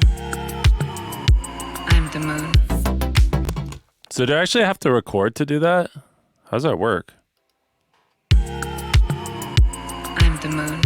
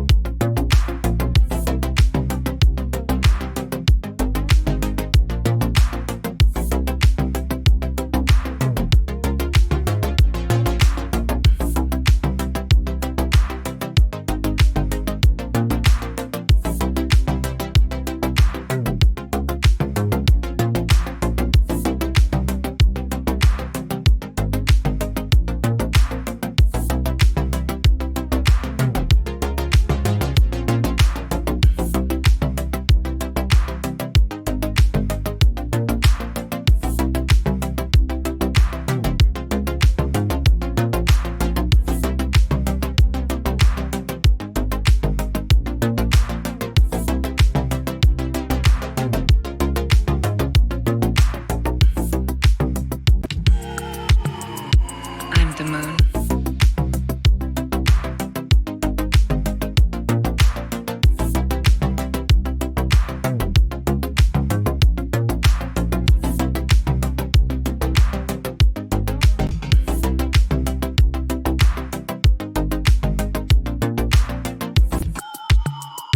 I'm the moon. I'm the moon.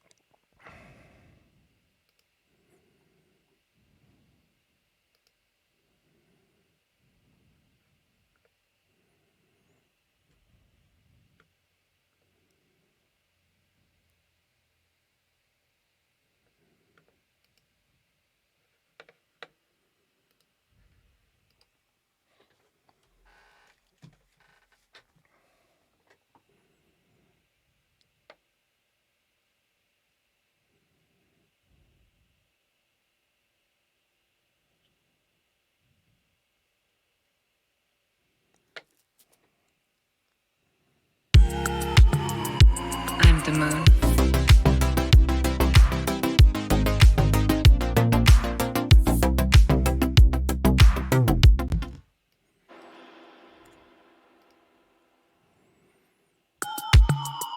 I'm the moon.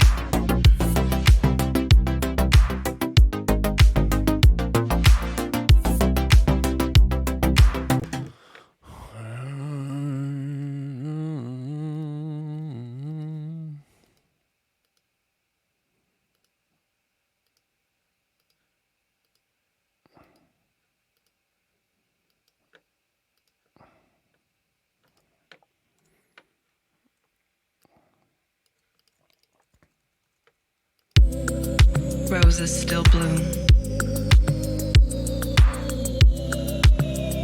You're the sun. I'm the moon.